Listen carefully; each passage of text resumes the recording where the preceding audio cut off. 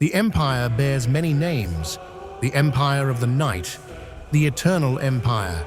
It stretches across a vast expanse of Eurasia. The Immortals have conquered all of Europe, parts of Asia, the entire North American continent, and both North and South Africa. With the birth of the Blood Prophet, Alaric of Pukar, the Immortals fulfilled a long-awaited prophecy. Now, a homeland had to be forged for the immortal ruling race, a world-spanning empire, and it had to be built quickly. The armies of the empire are immense. Hundreds of thousands of immortal elite soldiers, such as the feared Blood Moon Division, stand ready for war. They are followed by millions of fanatical slave and servant armies. When the Second World War came to an end, the nobility of the night convened, and the 13 houses formed an alliance. The Immortal Union was founded, but it wasn't until the year 2025 that it became the Empire. With the birth of the Blood Prophet, a civil war erupted within the ranks of the Immortals. Though costly, the expansionists ultimately triumphed. The traitors were either slain or exiled, and the foundations of the Empire were laid. Mortal allies were called familiars. After their service, they hoped to be turned into immortals themselves. For 100 years, they were embedded as sleepers into every structure. They infiltrated the police, the military, politics, and the economy. From ordinary workers to CEOs to the homeless on the streets, anyone could become part of the plan to one day take over the world. In the year 2045, the all-consuming war broke out. The Crusade of Night, the Red Jihad, the Holy War, the Red Storm. Science and technology merged with occultism and religious fanaticism.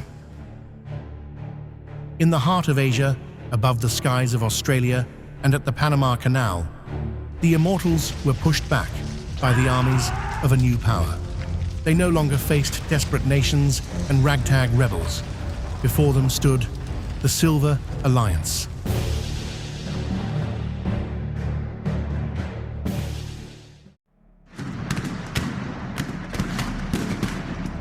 Terror swept across the planet. The Prophet of Blood had blown the third horn and set his demonic legions in motion. After 100 years, the Empire's war machine had been sufficiently fed and was ready to deliver the death blow to society. Chemicals in the groundwater clouded people's minds. Power outages and terrorist attacks shook the Western industrial states. A mysterious disease spread. Some even seemed eager to become infected. The symptoms were fever, chills, and a biting reflex. The infected developed an insatiable thirst for human blood. The police and military could not protect the citizens. Many imperial agents had infiltrated governments from top to bottom. Anyone on the street could be a sleeper agent, ready to transform and hunt humans. People had no choice but to flee the crisis zones. Soon, armies of infected and terrorists stood at the gates of the world's capitals. Conspiracy theories spread, but no one recognized the true motives of the puppet masters. Black angels streaked across the burning skies. No soldier could stop them. Survivors were executed on the spot, drained of blood, and thrown to the mutants as food. Others were abducted and brought to so-called blood farms. The United Nations and NATO collapsed within 6 months. South America joined forces with Cuba to form the Bolivarian Federation, known among the exiled Americans as the Southern Horizon. India forged an alliance with Madagascar and Indonesia. Australia, New Zealand, and Japan joined the pact. The displaced Americans built their new home in Cuba. From then on, they were simply known as the ex-AMs. The leaders of the southern states pooled their resources to face the approaching threat of the Eternal Army. The fight seemed hopeless. Wave after wave of familiars threw themselves at the southern defenders. Division Blood Moon destroyed infrastructure and entire tank columns. Disease and cannibalism broke out on both sides. As the invaders were on the verge of overwhelming the last defenders, fate turned in favor of the alliance. In the first year of the war, the Immortals possessed superior strategy, fanatical resolve, and previously unknown technologies. They were difficult to kill with conventional bullets and regenerated their wounds quickly. Each of these superhuman invaders had the combat power of several soldiers, but in aerial combat, these advantages meant little. The Oceanic and Southeast Asian defenders managed to destroy the Empire's naval and air forces in a costly Pyrrhic victory. But on the ground, one factor proved decisive for the young alliance: the power of silver weapons. As Japan's coasts burned and the Panama Canal became a bleeding border, all hope seemed lost. New weapons were issued to frontline soldiers, and the first Silver Marines were born. The new silver nitrate ammunition proved effective against the troops of the Eternal Army. The Blood Moon soldiers began to lose ground. As they retreated from the Southern Hemisphere, the Empire deployed its nuclear arsenal and virus bombs. What wasn't incinerated turned into feral creatures. Remote-controlled hordes of violent infected contaminated entire regions. People spoke of a zombie apocalypse, but in truth, it was nothing more than a biological weapon from the Empire's labs. Humanity began building so-called fortress cities. Villages and small towns died out. People turned to the new rulers of the Alliance for salvation. The Silver Inquisition. The Inquisitors were worshipped like gods. Fear of the Empire drove humanity into the arms of a new church. The Inquisition promised protection from the bloodthirsty hordes. The new institution took over the training of the Silver Marines. Every member state of the Alliance was required to train at least 10,000 of these elite soldiers within a few months. Only then could the reconquest of the Old World begin. The Inquisitors were tasked with containing the spread of the vampire virus. They launched hunts for blood cults, vampire cartels, and mutants, a purge reminiscent of the witch hunts and inquisitions of the medieval age. People enhanced themselves with implants and felt secure. The Southern Hemisphere transformed into a ravenous colossus of religion and technology. In the year 2050, 5 years after the Empire declared total war on humanity, the armies of the Alliance regrouped to reclaim what was once theirs. The liberation of the United States and the Middle East was declared top priority, and soon after, the shores of Europe would follow.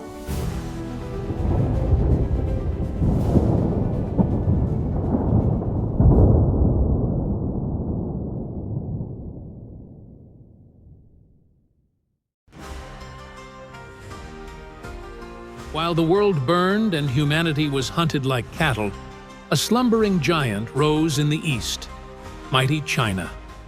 At the dawn of the 21st century, China was already on the path to becoming a global economic and military power. As Europe and America descended into chaos, and swarms of drones and Blood Moon soldiers floated over Mongolia toward Japan, China saw its moment. A new party, calling itself the Heavenly Mandate, seized power and began enforcing its will with ruthless efficiency. While the last free peoples united under the banner of the Silver Alliance, many hoped that China's leadership would become the most important ally in the East, a bulwark against the vampiric terror sweeping across Asia like a tidal wave from Europe. But new China closed its borders and deployed its military, not to support the alliance, nor to side with the empire. Instead, it used the collapse of global order to claim its own place beneath the sun. The highly advanced Chinese military invaded Taiwan. With North Korea's help, it conquered South Korea in a blitz assault. Myanmar and Laos sought protection under the banner of New China, fearing an invasion from the Empire of the Night. Thailand and Vietnam were given military ultimatums. Many of these conflicts ended swiftly, but in blood. The Heavenly Mandate launched a revolution, forging a new order within China. Construction began on a new Great Wall of China, not of stone, but from orbit. Chinese scientists and military engineers installed a satellite-based defense grid that monitored national borders and could conduct bombardments from the stratosphere. Even the immortals recognized China as a serious threat, doing everything in their power to avoid confrontation. The Blood Prophet had called for the annihilation of all mortal nations and pledged his eternal forces to war against the People's Republic of China. But any conquest of the Eastern Giant seemed impossible, given the failures of invasions into India, Japan, and Australia. The Silver Alliance extended an official invitation for China to join, but the party declined. China would stand in the New World Order as the last Asian superpower, subordinate to no union. It respected the alliance and the empire alike, but nothing more than mutual respect could be expected. Greater China was prepared to face all challengers, old or new, mortal or immortal.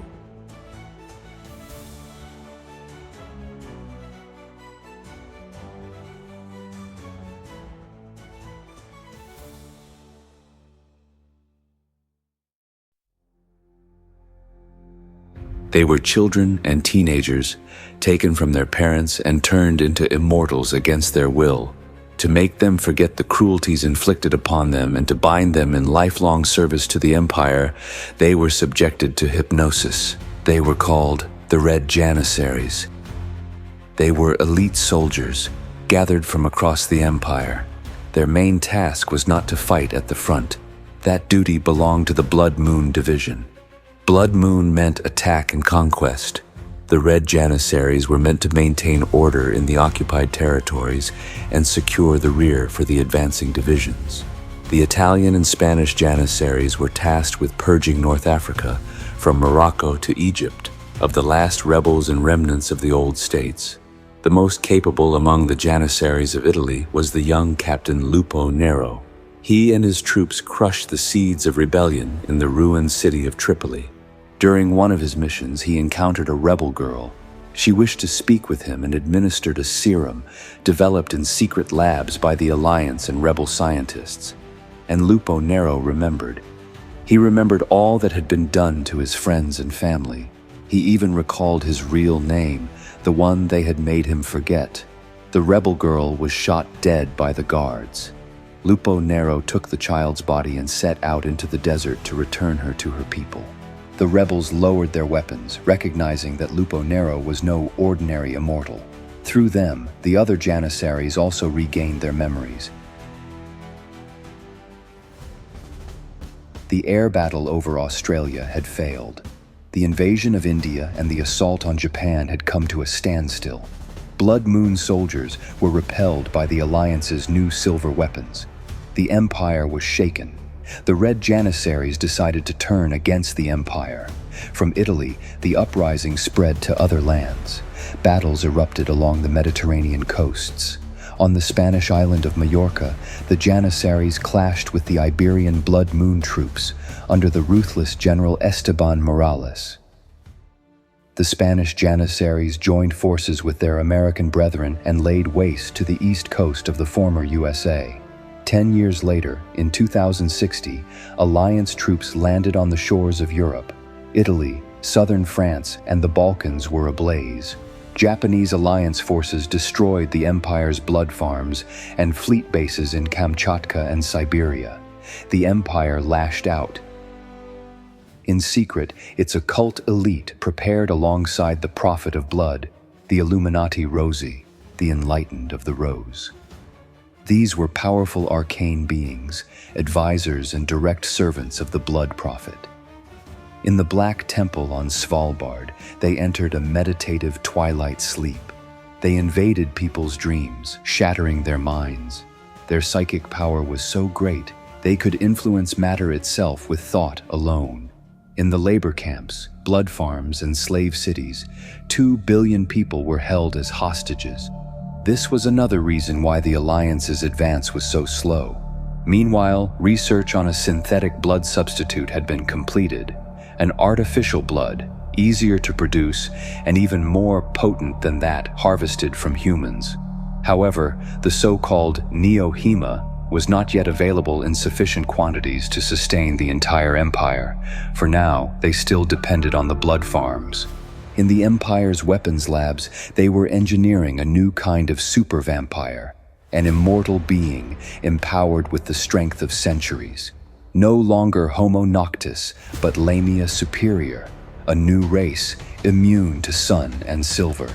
Machines cracked the genetic code of the fanatical Blood Moon soldiers, enabling each warrior to awaken the memories of their ancestors.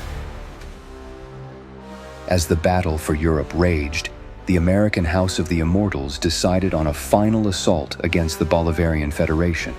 A massive invasion force broke through the fortifications at Panama. The only thing that prevented the Imperial Army from reaching São Paulo within days was the fortress city of Bogotá. The greatest and final battle for South America loomed on the horizon. Meanwhile, the Red Janissaries launched an attack on the Unholy Empire's fortresses in Scandinavia. Southern Sweden and the Norwegian coast came under fire. Lupo Nero and his men freed the Star of Mankind, John Allen, from the clutches of the Princess of Stormguard and destroyed the castle on the Lofoten Islands where he had been imprisoned. John was reunited with his daughter. Lupo Nero led his armored fleet into the polar seas. Their target, Svalbard, to destroy the Black Crown and kill the Prophet of Blood.